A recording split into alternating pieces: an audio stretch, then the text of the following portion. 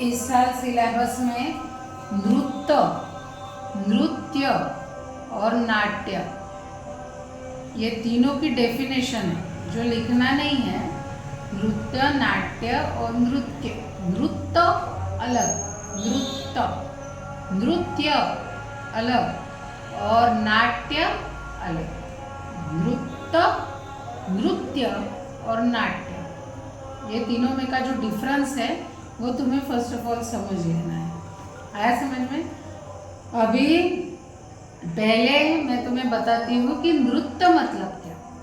नृत्य मतलब ये है कि जो तुम फुटवर्क जो तुम्हारा होता है, जिसमें भावाभिनय कोई इसेंशियल नहीं है, ज़रूरी नहीं है। भावाभिनय ज़रूरी नहीं है। अडोज जो तुम करते हो डिफरेंट फुट स्टेप पे, तो वो फुट स्टेप को टैप करना या फुट मूवमेंट्स करना है, तो उसको हम नृत्य बोलेंगे।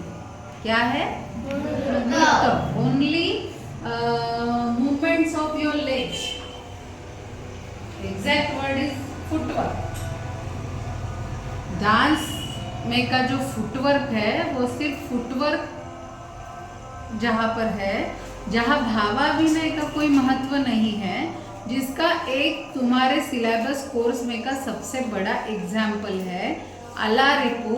और एक अलारिपू है और दूसरा तुम जतिस्वरम। अभी जतिस्वरम है नहीं, तुम्हें 4 या 5th एग्जाम को आएगा जतिस्वरम। सेकंड एग्जाम वालों को अलारिपू, थर्ड एग्जाम वालों को है। अलारिपू में क्या है? अलारिपू का डेफिनेशन मैंने बहुत पहले समझाया था कि अलारिपू मतलब क्या। अलारिपू इसे कहते हैं, एक तो अलारिपू इस शब्द का अर्थ है खिलती हुई कली। खिलती हुई कली इसलिए उसको नाम दिया गया है वो प्रेजेंटेशन को, क्योंकि बिगिन जैसे फर्स्ट और सेकंड एग्जाम में तुम सिर्फ अडोज सीखते हो। आया समझ में? तुम अडोज सीखते हो, वो अडोज को एक प्रेजेंटेशन में कैसे पिरोना है वो तुम सीखते हो अलारिपू में, और वो फर्स्ट प्रेजेंटेशन होता है। गणेश पुष्पांजलि अलारिपू ये फर्स्ट प्रेजेंटेशन होता है। वहाँ से तुम्हें जो अडोज बेसिक तुम 2 साल सीखे हो, वो 2 साल के बेसिक को तुम्हें प्रेजेंटेशंस में कैसे यूज करना है एज अ फुटवर्क। आया समझ में? तो वो सब तुम्हें फिर 3rd साल से सिखाया जाता है, प्रवेशिका पूर्ण से। प्रवेशिका प्रारंभिक, प्रवेशिका प्रथम, ये 2 सालों में सिर्फ फुटवर्क है। सिर्फ फुटवर्क। फुटवर्क अच्छा करो, फुटवर्क विथ हैंड जेस्टर्स, वो सिंक्रोनाइजेशन विथ बॉडी परफेक्शन, उसको परफेक्ट करो। शोल्डर लेवल अच्छा लो, आई मूवमेंट्स तुम्हारी परफेक्ट करो। समझ में आया? तो 3rd एग्जाम जो है, फिर 3rd एग्जाम से तुम्हारा शुरू होता है प्रेजेंटेशंस, और सबसे पहला प्रेजेंटेशन होता है गणेश पुष्पांजलि और अलारिपू। तो अलारिपू इसीलिए उसका नाम दिया गया है। अलारिपू मीन्स खिलती हुई कली। अभी भरतनाट्यम क्षेत्र में तुम कली थे, अब धीरे धीरे धीरे धीरे धीरे प्रेजेंटेशन के जरिए अभी खिल रहे हो। आया समझ में? तो इसीलिए उसको अलारिपू नाम दिया हुआ है। समझ में आया? तो ये अलारिपू जो होता है ना, इधर देखो, अलारिपू जो है ना, ये अलारिपू तुम लोगों को बेसिक प्रेजेंटेशन में होता है, जब प्रेजेंटेशन शुरू होता है 3rd एग्जाम से। आया समझ में? इसमें अलारिपू का मैंने मीनिंग बहुत लोगों को समझा दिया। तो अलारिपू इस शब्द का मीनिंग है। समझ में आया? लेकिन अलारिपू क्या है, मतलब अलारिपू में क्या होता है? अलारिपू में फुटवर्क होता है सिर्फ। क्या होता है?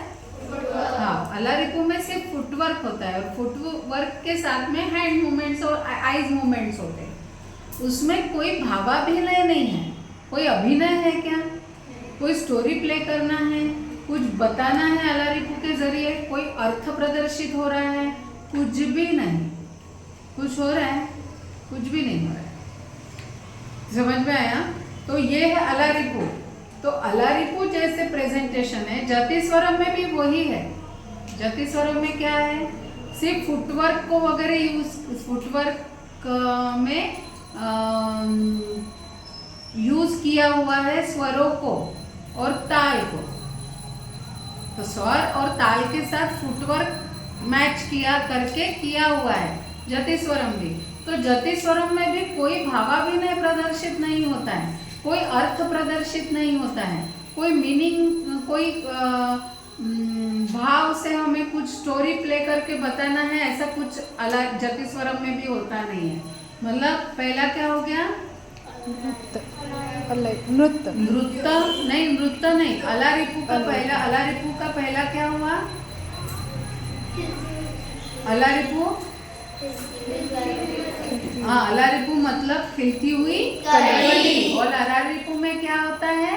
अलारिपू में सिर्फ फुटवर्क होता है, हाई मूवमेंट्स होते हैं, बॉडी मूवमेंट्स होते हैं, पर अलारिपू में कोई भाव प्रदर्शित नहीं होता है। कोई स्टोरी हमें प्ले करना है, कोई मैसेज कन्वे करना है, ऐसा कुछ भी नहीं होता है। होता है क्या?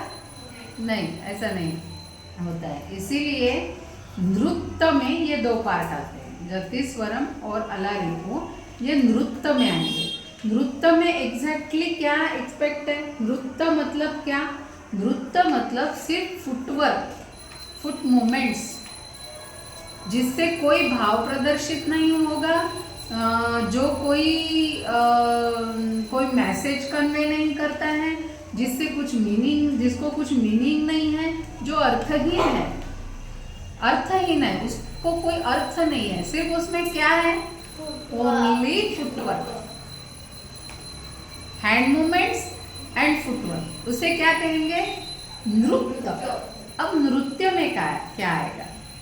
नृत्य में फुटवर्क के साथ भावाभिनय आएगा।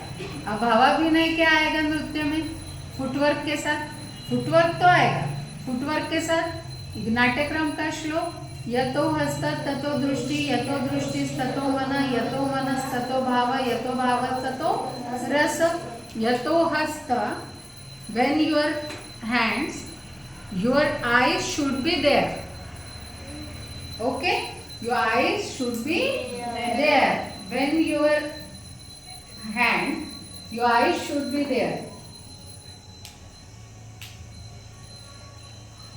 ओके, तो ये भावाभिनय ये हो गया ना, अभिनय हुआ है ना, आया ना इसमें?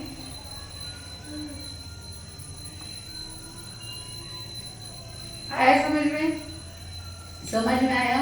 1 2 3, 1 2 3, 1 2 3, 1 2 3। जहाँ जहाँ हाथ जा रहा है वहाँ वहाँ दृष्टि जा रही है। जहाँ दृष्टि है वहाँ मन है, जहाँ मन है वहीं पे भाव है, और जहाँ ये सब कुछ है वहाँ पे रस निर्मिति है। तो ही अच्छा लगेगा लोगों को, नहीं तो लगेगा क्या? ऐसा गल के करोगे या एक्सप्रेशन ही नहीं दोगे कुछ, तो क्या लोगों को अच्छा लगेगा तुम्हारा देखना? बिल्कुल नहीं लगेगा। समझ में आया? ठीक है, तो ये हो गया नृत्य, दूसरा हो गया नृत्य। अब तीसरा है नाट्य। और नाट्य ये है कि नाट्य में तुम्हें कोई स्टोरी मैथोलॉजी, जो इंडियन मैथोलॉजी से ली गई कोई स्टोरी है, उस स्टोरी को तुम्हें प्ले करना है। समझ में आया? वो जो स्टोरी है वो स्टोरी को तुम्हें प्ले करना है। वो स्टोरी का में जो मैसेज बताया है उस मैसेज को तुम्हें कन्वे करना है लोगों तक। कैसे करोगे? कृष्ण का बताना है। कृष्ण कालिंगा नर्तन का बहुत सुंदर प्रेजेंटेशन है जो इसने किया था, साची ने। क्या बताया है कालिंग नर्तन में? कालिंग नर्तन में क्या बताया है? हाँ, कृष्ण और कालिया मर्दन की स्टोरी बताई है, कृष्णा की, है ना? हाँ, और रामायण का कोई किस्सा है। इंडियन माइथोलॉजी से ली गई जो स्टोरीज है, उस स्टोरी को तुम्हें प्रेजेंटेशन के जरिए जब प्ले करना है तो उसको बोलते हैं अभिनय। नाट्य जिसमें अभिनय है, जिसमें स्टोरी है, जिसको मीनिंग है, जिससे कोई मैसेज लोगों तक कन्वे हो रहा है, उसको क्या बोलेंगे? नाट्य। नृत्य और नाट्य, ये तीनों में का डिफरेंस तुम्हें मालूम हो गया? ठीक है। अब